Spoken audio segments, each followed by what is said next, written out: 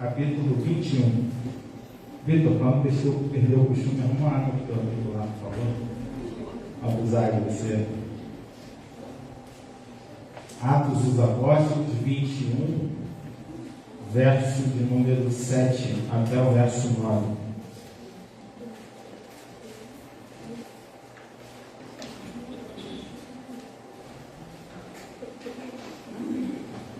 Eu vou ler na nova versão internacional, que é a Bíblia que eu tenho hoje aqui.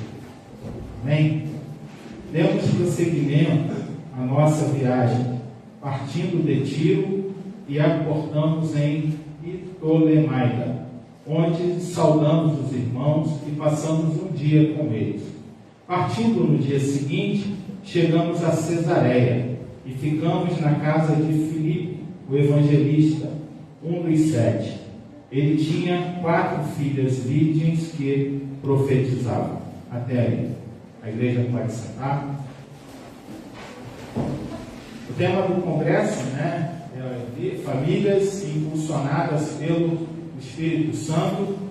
E hoje é um dia profético nesse sentido, porque no calendário litúrgico cristão e também judaico, hoje é a celebração do Pentecoste. Hoje é o dia do Pentecoste, é o dia em que o Espírito Santo, nós lembramos da vinda do Espírito Santo sobre a igreja, como relata aqui o próprio livro dos Atos dos Apóstolos. O Espírito Santo, Pentecostes, ele é celebrado 50 dias depois da Páscoa. E era celebrado na festa, chamada Festa das Colheitas, que era o momento em que o povo de Israel, ele agradecia, louvava ao Senhor pela colheita feita naquele ano. E quando quando por ocasião do Pentecostes, lá em Jerusalém, quando o Espírito Santo, a profecia de Joel, no capítulo 2, verso 8, quando essa profecia se cumpre, é exatamente nessa data do Pentecostes. Então, é a colheita dos primeiros cristãos, daqueles que foram selados, marcados pelo Espírito Santo do Senhor. Hoje, nessa noite, eu quero refletir um pouco sobre a vida de Filipe, destacando a família que ele constitui, que era uma família que a gente vê, que era uma família impulsionada, dirigida, guiada pelo Espírito Santo por causa da própria vida desse homem. A mulher de Filipe não aparece aqui, mas certamente era uma bênção na vida dele e o ajudava, era sua auxiliadora e dava a ele a oportunidade de desenvolver o ministério que Deus havia concedido a ele. A história de Filipe, ela começa no capítulo 6 do livro dos Atos dos Apóstolos. Aqui, o autor Lucas, ele diz o quê? Que Filipe, ele fazia parte, ele era um evangelista, O verso 8. Chegamos em Cesareia e ficamos na casa de Filipe, o evangelista, que era um dos 7. Um dos 7 o quê? Diáconos, Então, Filipe, ele foi separado pelo Senhor quando é instituído o ministério do diaconato. O Filipe, então, ele se torna chamado por Deus e pela igreja, pela sua comunidade, para quê? Para servir à mesa das famílias ali da igreja que estava nascendo. O capítulo 6 de Atos, a partir do versículo 1, vai dizer assim, que naqueles dias, crescendo o número dos discípulos, os judeus de fala grega, ou seja, os gentios que tinham se convertido ao judaísmo, eles queixaram-se dos judeus de fala hebraica, ou seja, os judeus que tinham se convertido ao judaísmo, que eram os judeus mesmo que pertenciam à nação de Israel. Por quê? Porque suas viúvas estavam sendo esquecidas na distribuição diária de alimento. Por isso os 12 reuniram-se todos os discípulos e disseram: não é certo negligenciarmos o ministério da palavra de Deus a fim de servir as mesas. Irmãos, escolham entre vocês 7 homens de bom testemunho, cheios do Espírito Santo e de sabedoria. Passaremos a eles essa tarefa e nos dedicaremos à oração e ao ministério da palavra. Tal proposta agradou a todos, então escolheram Estevão, homem cheio de fé e do Espírito Santo, além de Filipe, né, o personagem que nós vamos refletir hoje sobre ele, próprio Nicanor, Timon, Parmenas e Nicolau, um convertido ao judaísmo proveniente de Antioquia. Obrigado, irmão. Nem Salomão, toda a sua glória. Apresentaram esses homens aos apóstolos, os quais oraram e lhes impuseram as mãos. Assim a palavra de Deus se espalhava e crescia rapidamente, o número de discípulos em Jerusalém e também um grande número de sacerdotes obedecia à fé. Então, Filipe é esse homem que é um desses 7 que foi separado por Deus para começar a servir e cuidar das famílias ali da igreja nascente. Havia esse problema da distribuição da comida, da distribuição dos alimentos, e por causa disso os apóstolos entenderam que não era legal que eles parassem de se dedicar à oração e à pregação da palavra de Deus para ficar cuidando das famílias. Então eles escolheram 7 homens inicialmente para começar a fazer isso, através do diaconato, que significa serviço. Então Filipe, ele tem a sua vida, já despontava dentre as características dele ser uma pessoa cheia do Espírito Santo de Deus. E aí a igreja continua a sua expansão, e com a expansão da igreja começa a perseguição aos cristãos. O apóstolo Paulo nesse momento ainda não era convertido, então ele começa a perseguir a igreja. E ele vai perseguindo a igreja e vai prendendo e matando os cristãos. E o primeiro nome da lista, o primeiro dessa lista que aparece aí, que é Estevão. Então Estevão, ele é executado, Estevão é assassinado por causa do testemunho dele do cristianismo. Com isso, a perseguição aumenta. Os judeus, eles são obrigados a começar a diáspora, os cristãos, a igreja nascente, ela começa então a se espalhar por toda a terra. E o capítulo 8 então vai falar em Filipe novamente. E agora Filipe não aparece mais com essa proeminência do diaconato, mas começa a despontar sobre a vida dele a questão dele ser um evangelista. O capítulo 8, a partir do verso 1, vai dizer assim, que naquela ocasião desencadeou-se grande perseguição contra a igreja em Jerusalém. Todos, exceto os apóstolos, foram dispersos pelas regiões da Judéia e de Samaria. Alguns homens piedosos sepultaram Estevão, o capítulo 7 vai falar do discurso de Estevão sendo preso, no final do capítulo 6, o discurso dele e a sua execução. O capítulo 8 então diz que alguns foram lá e sepultaram a Estevão e fizeram por causa dele grande lamentação. E Saulo, que ainda não havia se convertido, por sua vez, devastava a igreja, indo de casa em casa, arrastava homens e mulheres e os lançava na prisão. E aí vai dizer o verso 4: os que haviam sido dispersos pregavam a palavra por onde quer que fosse. Indo Filipe, novamente o nome de Filipe vai aparecer. Indo Filipe para uma cidade de Samaria, lhes anunciava o quê? O Cristo. Quando a multidão ouviu Filipe e viu os sinais milagrosos que ele realizava, deu unânime atenção ao que ele dizia. Os espíritos imundos saíram de muitos, dando gritos, e muitos paralíticos e mancos foram curados. Assim houve grande alegria naquela cidade. Então Filipe, ele quando sai na diáspora, quando ele sai fugindo dessa perseguição, ele vai pregando o Evangelho, anunciando a palavra de Deus, anunciando a Cristo, anunciando a vida de Jesus, a obra de Jesus, aquilo que Jesus havia feito. Ele vai curando as pessoas, expulsando os demônios, vai fazendo grandes sinais e maravilhas, e isso faz o quê? Faz com que muitas pessoas se convertessem a Jesus, e houvesse grande alegria ali em Samaria. Então Jesus, ele está ali em Samaria, e agora um anjo do Senhor, lá no verso 26, no capítulo 8 ainda, aparece a Filipe, e diz a ele: Filipe, vá para o sul, para a estrada deserta que desce de Jerusalém a Gaza. E ele se levantou e partiu. Então Filipe, ele agora estava crescendo o ministério dele, vamos dizer que o ministério dele estava bombando, estava pregando, anunciando a palavra de Deus, a cidade estava se convertendo, as pessoas estavam entregando a sua vida a Jesus, ele fazia grandes sinais e maravilhas. Filipe, ele poderia, quando agora interpelado pelo anjo, no capítulo 8, lá no verso 26, chamado aí para um lugar deserto, Filipe poderia dizer: pô, estou aqui, está tudo dando certo, a minha igreja está bombando e agora vem o Senhor me mandar ir lá para o deserto, para um lugar que não tem ninguém. Mas o texto é claro em dizer o quê? Que Filipe se levantou e partiu.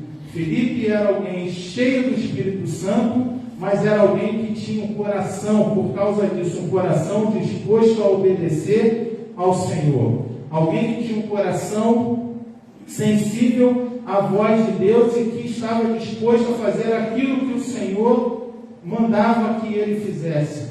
Ele não ficou preso ao sucesso. Se fosse no dia de hoje, talvez, a gente ouve muitas histórias de pastores que dizem que foram chamados, recebem um convite de uma outra igreja, de uma igreja maior, de uma igreja mais proeminente, e que vai para essa igreja dizendo: o Senhor me chamou e me mandou ir para lá, para aquela igreja que é uma igreja maior do que essa aqui. Dificilmente, são poucos, tem alguns testemunhos, mas são raros os testemunhos de homens de Deus que são chamados para deixar uma igreja grande para ir para uma igreja pequena, um local mais distante, mais escondido. Normalmente querem estar aonde estão os holofotes, aonde todos veem, aonde todos percebem. Mas Filipe não. Filipe era alguém que tinha um coração sensível ao Senhor. E ao receber do Senhor o chamado para ir para o deserto, para pregar para um único homem, ele vai e obedece ao Senhor e se dirige para esse lugar. Ali no deserto ele encontra com um homem, um alto funcionário da Etiópia, um oficial importante, encarregado de todos os tesouros de Candace, rainha dos etíopes. Esse homem estava voltando de Jerusalém, indo para a Etiópia, após ter ido a Jerusalém para poder adorar ao Senhor, prestar um culto a Deus, porque ele provavelmente era um desses gentios que tinha se convertido ao judaísmo, era um prosélito. Então ele estava voltando de Jerusalém, porque havia aquela obrigação de pelo menos 3 ocasiões na vida, no ano, em 3 ocasiões no ano, o judeu era obrigado a sair de qualquer lugar que ele estivesse, ir para Jerusalém, para a festa da Páscoa, do Pentecostes, ou para a festa das colheitas, do tabernáculo. Então era necessário que em uma dessas 3 festas ele se apresentasse, fosse adoração ao templo. Ele estava voltando do templo após a sua adoração e voltando para casa. E ele vinha na sua carruagem, lendo o livro do profeta Isaías. O Espírito manda que Filipe se aproximasse dele. Filipe se aproxima, escuta aquilo que ele estava lendo e pergunta para ele: você está entendendo o que você está lendo? E ele diz: como é que eu posso entender se não tem ninguém que possa me explicar? Então Filipe vai, se aproxima dele e começa a pregar a Jesus. O texto ele é muito interessante, que ele fala que Filipe se aproxima dele, verso 35 do capítulo 8, e começando com aquela passagem da Escritura, anunciou-lhe as boas novas de Jesus. Lá em Samaria, no capítulo 6, vai dizer que ele estava pregando a Cristo, quando ele estava ali pregando, quer dizer, no capítulo 8, quando ele estava ali pregando as pessoas, diz no verso 5, capítulo 8, verso 5, que Filipe ia para Samaria e lhes anunciava o Cristo. A mensagem de Filipe era a mensagem referente à vida, obra, ressurreição do nosso Senhor Jesus Cristo. Filipe não anunciava aquilo que ele queria, Filipe não falava de si próprio, Filipe não contava o seu testemunho das coisas grandes que ele estava fazendo, mas ele ia e falava a respeito do Senhor. Aquilo que o Senhor tinha feito, aquilo que o Senhor havia ensinado a ele e aos outros discípulos. Aquilo que ele aprendeu na caminhada com os discípulos era isso que Filipe ia anunciando, ia pregando a todas as pessoas. Então o eunuco ouve a mensagem e diz o texto que ele vê, identifica que naquele local havia água e pergunta: o que me impede de ser batizado? O pastor falou que no próximo domingo terão batismos aqui da igreja, e glória a Deus por isso. Se Deus quiser, no próximo domingo eu vou começar uma classe de batismo lá na congregação também com os juniores e adolescentes, para a glória de Deus. Orem por isso, orem por mim, para essa missão. Então o eunuco, ele percebe que ali havia água e pergunta, aqui o que me impede de ser batizado? Então Filipe diz: você pode, se você crê de todo o coração. E aí ele respondeu: creio que Jesus é o Filho de Deus. Então eles desceram, foram ali para a água, esse homem foi batizado, o Espírito Santo toma Filipe mais uma vez, é arrebatado, e Filipe repentinamente, então, ele é arrebatado e ele desaparece. E aí Filipe agora só vai reaparecer no livro dos Atos dos Apóstolos, lá no capítulo 21, que foi o primeiro texto que nós lemos nessa noite. Dizem os biblistas, os historiadores, que se passaram aqui entre esse momento do encontro ali no deserto de Filipe com esse homem até o capítulo 21, que é o texto base da nossa pregação, passaram-se mais ou menos 20 anos. E agora Filipe aparece nesse texto, sendo que alguém que recebe o apóstolo Paulo e os seus amigos. E aqui aparece um novo dado que diz que Filipe agora tinha uma família, tinham 4 filhas que eram virgens e que profetizavam. Então a vida de Filipe era uma vida de alguém marcado por esse mover do Espírito Santo sobre ele. Filipe era alguém que estava disposto a ser obediente. O somente está parado, não tem que parar, senão vai dar ruim.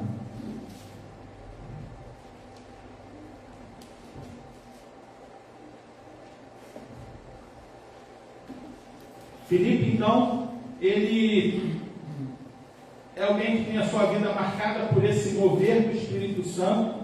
Em todas as passagens que nós lemos, o evangelista Lucas, o autor do livro de Atos, ele faz questão de frisar o quê? Que Filipe tinha sua vida guiada, dirigida, impulsionada pelo Espírito Santo de Deus. E agora nós vemos aqui Filipe com a sua família. E na sua família aparece essa característica também. Aparece essa característica através da vida das filhas dele. Porque o texto, ele é muito pontual em dizer que as 4 filhas deles eram filhas que tinham o Espírito Santo sobre a vida delas. Eram filhas que tinham o dom da profecia. Eram crianças, juniores, meninas que estavam entrando na adolescência provavelmente, e que eram meninas que profetizavam, que pregavam, que anunciavam a palavra de Deus. Por que a gente pode dizer que elas eram juniores, adolescentes, estavam nessa faixa etária? Porque o texto diz que elas eram virgens. E no contexto ali do judaísmo, quando entrava na adolescência, os casamentos já estavam arrumados, já estavam arranjados. A gente lembra de Maria, que Maria também era uma virgem, que foi visitada pelo anjo, pelo Espírito Santo do Senhor, que disse a ela que ela ficaria grávida e teria um filho, que daria o nome a esse filho de Jesus. Maria também era uma dessas adolescentes, era uma jovenzinha, que já estava prometida em casamento a José. Já tinha o seu compromisso com José. Alguns dias eles já firmariam o matrimônio deles. E não é o caso dessas meninas aqui, mas elas eram meninas que profetizavam. Meninas que tiveram a sua experiência com Deus. Meninas que, por causa do exemplo do pai, por causa do exemplo da mãe, elas tiveram a sua experiência com Deus e elas receberam a presença de Deus, e por causa disso elas poderiam, se fosse no nosso contexto hoje, se elas fossem membros aqui da PIB do Quitandinha, poderiam pedir ao pastor para que pudessem ser batizadas. Por quê? Porque elas já tinham tido a experiência delas com o Senhor. E essa experiência que elas tiveram, eu creio que foi por causa do exemplo daquilo que elas observaram na vida do pai delas. O texto diz que esse homem era um homem que tinha sua vida dirigida e comandada pelo Senhor. Ele estava disposto a abrir mão da sua própria vontade para fazer aquilo que era a vontade de Deus, aquilo que o Senhor desejava e queria que ele fizesse, que ele realizasse. Então, ele cria suas filhas, educa suas filhas, e as suas filhas então têm essa experiência com o Senhor. E ser profeta nesse contexto, o que era? Era ser alguém que anunciava e pregava a palavra de Deus. Se você lê lá em Deuteronômio, capítulo 18, verso 18, Deuteronômio 18, diz assim: levantarei do meio dos seus irmãos um profeta como você, porei minhas palavras na sua boca, e lhe dirá tudo o que eu lhe ordenar. A profecia, a gente fica muitas vezes, os profetas que se levantam, eles se levantam para dizer que estão dizendo coisas em nome do Senhor, e talvez muitos digam, mas também muitos digam coisas do seu próprio coração. Mas a profecia, no contexto bíblico, ela tem a ver também com a pregação da palavra. Alguém que recebe a palavra de Deus, alguém que lê a palavra de Deus, interpreta a palavra de Deus e anuncia a palavra de Deus para os seus. Alguém que compartilha a palavra para os seus, para aqueles que estão ali sob a sua responsabilidade. Essas meninas, elas tiveram essa experiência por causa do exemplo que certamente elas receberam do seu pai.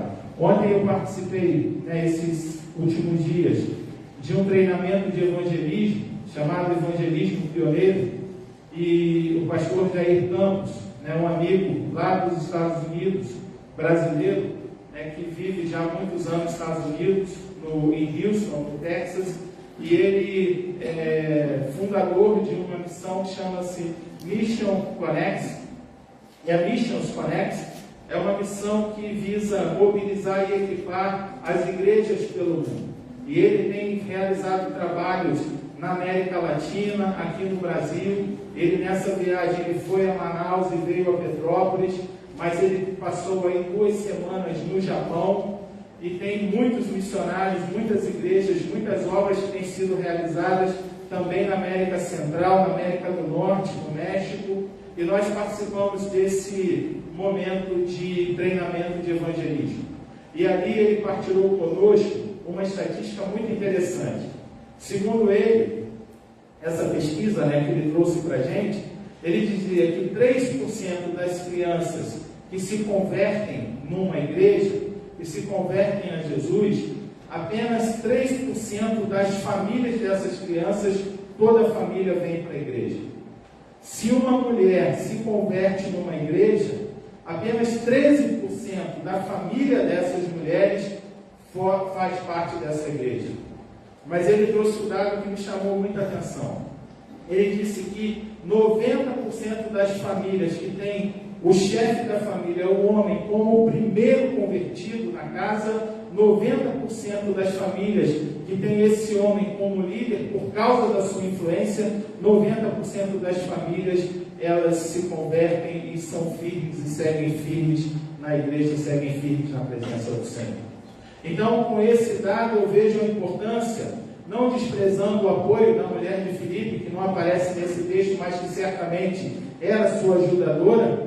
Nós conseguimos entender isso e perceber isso de uma forma bem discreta, mas se faz presente. É preciso que a gente destaque, porque o texto faz menção apenas dele, e esse contexto também era o contexto que as mulheres não tinham muito valor, não eram valorizadas. Então, por isso que esse destaque é a figura masculina, a figura de Filipe. Mas para a gente pensar aqui nessa noite, a responsabilidade que nós homens, como pais, como maridos, como chefes de família, nós temos no segmento e no crescimento e na conversão dos nossos filhos. Eu estava aqui pensando enquanto a gente cantava, né, e a respeito da pergunta que o irmão nos fez aqui no início da ministração, né, se a gente ganhasse 10 milhões e amanhã acordasse com 10 milhões na conta, mas a gente morresse. Né, não valeria muito a pena. Mas eu estava pensando, né, a partir da pergunta que ele me faz, eu fiquei pensando, se eu falhar enquanto pai, né, na educação do meu filho, para que o meu filho seja alguém que sirva e que tema a Deus, o que adianta eu dar todo o recurso desse mundo para ele? A gente fica muito focado nos nossos dias em dar uma boa educação para os nossos filhos, ficamos preocupados em escolher a melhor escola, ficamos preocupados em investir num segundo, num terceiro idioma, ficamos preocupados em fazer com que eles pratiquem muitos esportes, ficamos muito preocupados em dar a eles condições que se tornem pessoas, né, que consigam vencer nesse mundo. Mas não adianta nada a gente fazer com que os nossos filhos vençam nesse mundo, se eles não tiverem uma experiência íntima, única e pessoal com o Senhor. Essa noite, essa reflexão me faz pensar muito sobre isso.